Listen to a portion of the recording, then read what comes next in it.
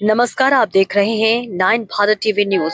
राष्ट्र की आवाज संवाददाता विजय कृष्ण की रिपोर्ट भदोही से। मैं कैयर मऊ में हम मौजूद हैं। दोस्तों, आप लोग देख रहे हैं कि चोरी जो हो रहा है, एक पैटर्न से जो है बार बार चोरी हो रही है, लेकिन इस पर पुलिस जो है चुप्पी साझे बैठी हुई है। अभी आप लोगों ने देखा होगा कि इससे पहले उदयकरपुर में चोरी हुई, 35 लाख की चोरी हुई, आज तक कोई खुलासा नहीं किया गया। अभी इससे पहले ये महाराजगंज नहरा पे चोरी हुई, वहाँ पे भी अब तक खुलासा नहीं हुआ। वसीम टेंट हाउस की चोरी हुई, अभी तक खुलासा नहीं किया गया।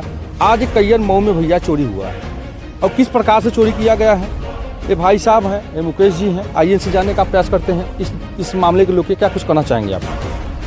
नवरात्र का पहला दिन था, सभी लोग लगभग व्रत थे और पूजा पाठ के बाद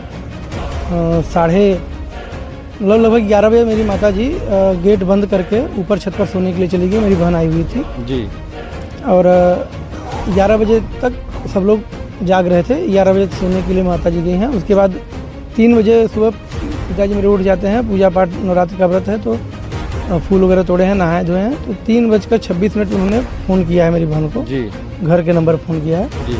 तो 3:26 पे वो घर में गए तो मेरा जो गेट था वो अंदर का बंद ही था जी जी। तो इसे अनुमान लगा सकते हैं कि जो चोर आए थे वो छत के माध्यम से आए थे जी, और गेट खोल करके न बाहर गए ना गेट से अंदर आए हैं जी। जो छत है, छत पे सीढ़ी है, सीढ़ी पे 2 गेट लगे थे, लेकिन परिवार में अन्य लोग भी रहते हैं तो आने जाने के लिए बाथरूम क्या जाना है तो सीढ़ी का जो दरवाज़ा है वो बंद नहीं रहता था, खुला ही रहता था जी। और जिस रूम में चोरी हुई है उसमें मेरी माताजी रहा करती थी, लेकिन बहन आई थी तो बहन के साथ बातचीत करने के लिए सोने के लिए ऊपर चली गई थी, जिससे उस रूम में कोई था नहीं और उस रूम में ताला भी बंद नहीं किया था उन्होंने। और जब चोर गए होंगे अंदर तो अंदर अलमारी था, अलमारी लॉक नहीं था। अलमारी को खोलने के बाद अलमारी के अंदर जो छोटा वाला लॉकर होता है वो उसमें जो ज्वेलरी थी उसमें रखी हुई थी। चाबी जो था जो उस लॉकर का उसी अलमारी में रखा हुआ था जी। और उसको ले करके चाबी लगा करके ज्वेलरी निकाल करके एक बैग था, उस बैग में ही सारी ज्वेलरी रखी हुई थी। उस बैग को खोल करके उससे जो भी डिब्बे थे, डिब्बों को खोल करके केवल ज्वेलरी को निकाल करके जी जी ले करके गए हैं जी। फिर चोर जब वहाँ से निकले हैं तो वो गेट खोल करके भी बाहर जा सकते थे, लेकिन वो गेट खोल के बाहर नहीं गए। वो जिस रास्ते आए थे संभवतः उसी रास्ते गए होंगे, क्योंकि छत के माध्यम से ही उन्हें मतलब 3 छत मतलब लान है कि तब वो लोग। हाँ, उसके बाद जब निकले हैं तो हमारे घर के बगल में हमारे पड़ोसी हैं, उनका छत है, उनके छत के बगल में एक और पड़ोसी है, उनका छत है। उनके छत से उनके बरामदे सीढ़ी के रास्ते उनके घर में होते हुए वहाँ पे 2 बच्चियाँ थी, उनके रूम में भी गए हैं। वो बच्चियाँ जाग गई हैं, फिर उनको डराते धमकाते हुए फिर उनका मेन गेट खोल करके, जो हमारे पड़ोसी हैं उनके मेन गेट को खोल करके बाहर निकले हैं। अच्छा, जो आपके पड़ोसी हैं उनका मेन गेट खोल के बाहर निकले हैं। अच्छा, आप अभी वैसे ही हैं जी। हमारे यहाँ हम लोग सो रहे थे, हमको पता भी नहीं चला है। जब सुबह हुई तो हम लोग देखे कि हमारे घर में जो सामान था, जो डिब्बा थे, वो सब बिखरा हुआ था। और फिर हमने पुलिस को सूचना दिया, पुलिस आई है, फोरेंसिक टीम आई है, तो हम लोग आकर के अपना साक्ष्य ले गए हैं जी। तो ये बताइए कि जानकारी आपको कब मिला कि चोरी हमारे घर में हुई है? आपको कैसे? पिताजी तुम्हारे 3:26 उठ गए थे, लेकिन वो घर में गए हैं, स्नान किए हैं, फिर पूजा पाठ के लिए पूजा पे बैठ गए हैं। उनको ये अनुमान नहीं लगा कि हमारे घर में चोरी हुई है। जब 6 बजे के आसपास, 6:30 बजे के आसपास मेरी माताजी उठी हैं, तो उठने के बाद वो गई हैं रूम में, तब उनको पता चला है कि जब वहाँ पे जाके उन्होंने देखा कि पूरी डब्बा जो है बिखरा पड़ा हुआ है, तब उनको लगा कि हमारा जो है चोरी हुआ है। चोरी क्या हुआ है?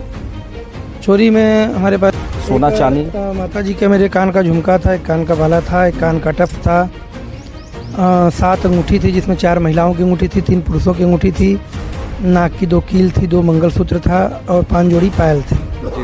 इसके बाद मेरी बहन आई हुई है, तो वो भी अपने साथ में जो गहना लेके आई थी, वो भी जैसे उसकी गले की चेन थी तो उतार करके रख दी थी। कान का एक टफ्स था उसके और एक पायल था उसके पैर में, तो वो भी रख दी थी। झुमका था और एक कान का टफ्स और था जी। ये उसने वहाँ पे रख दिया था और कुल लगभग 20,000 नगद राशि थी। 20,000 रुपये नगद था, मतलब कैश था। अच्छा, ये बताइए इससे पहले भी कभी यहाँ पे कैयर मऊ में कभी चोरी हुआ था, मतलब आपके घर पे? ना, हमारे घर पे तो यहाँ पे कभी ऐसा घटना नहीं घटा है, ये पहली बार हुआ है। हाँ, लगभग अभी दादाजी हमारे बड़े पिताजी लगते हैं, इन्होंने बताया कि 82 वर्ष इनकी आयु है। उन्होंने कहा 82 वर्ष में ऐसी घटना कभी कभी नहीं नहीं घटी थी। यही कारण था कि थोड़ी निश्चिंतता भी थी जी जी कि घर के अंदर है, लगभग 3 दरवाजा अंदर जाने के बाद आप लोग देखे होंगे। जी जी अब इतना अंदर था, अलमारी के अंदर रखा हुआ है, तो एक इतना नहीं रहता कि घर से निकलते समय ही ताला बंद कर जी। अच्छा ये बताइए तो को उनका न्याय मिलेगा और हम सभी लोग भयमुक्त वातावरण में रह पाएंगे। जी। तो जो एसपी साहब उनसे क्या कहना चाहेंगे आप? अभी एसपी साहब युवा हैं और हमारे जनपद में नए नए आए हैं, तो अब उनसे यही मैं आग्रह कर सकता हूँ कि वो इस घटना पे विशेष ध्यान दे करके दूर करें, क्योंकि ऐसे कई घटनाएं हुई हैं, आपके माध्यम से हमें जानकारी मिली है। जी तो एक घटना के माध्यम से दूसरे घटना के भी तार जुड़ करके उनके भी पटाक्षेप हो सकता है और फिर एक अच्छा संदेश जाएगा। जी। दोस्तों जैसे कि आप लोग प्रधान जी क्या कुछ करना चाहेंगे? अभी आपके द्वारा जानकारी मिली है कि इससे पहले यहाँ चोरी मतलब नहीं हुआ था, इससे पहले वो कनौजिया के घर पे गए हुए थे, वहाँ पे कुछ सुनने को मिला क्या? बहुत ही दुखद घटना है और एक ही रात में हमारे गांव के 3 घरों में जी इस तरह का प्रयास किया गया। एक हमारे यहाँ पूर्व प्रधान है श्याम सुंदर कनौजिया, उनके यहाँ से पता चला कि लगभग 1 बजे रात उनके घर पर भी एक आदमी जो अंडरवियर पहन के और मास्क लगा के, बाकी और कोई कपड़ा नहीं पहना था, जी जी उनके घर की भी बाहर की लाइटें, उनके कमरे में बिटिया थी, उसके पास उसके कमरे में गए तो बिटिया जग गई। जी। तो बिटिया जगने के कारण वो बाहर भागा, लेकिन पूरी तरह भागा नहीं, वो बाहर निकली तो उससे बात कर रहा है और नाम पूछी तो अपना नाम समीर बताता है। समीर बताता है। मगर यहाँ पर हम लोग जब जानकारी हुई तो यहाँ पर पुलिस की सारी टीम की व्यवस्था आई थी और सीओ साहब, एसओ साहब सब लोगों ने गहनता से जांच किया है और उन्होंने आश्वासन दिया है कि हम जल्द से जल्द इस मामले को निस्तारित करेंगे। हम लोग भी यही आशा करते हैं और इस भय से मुक्त होकर आगे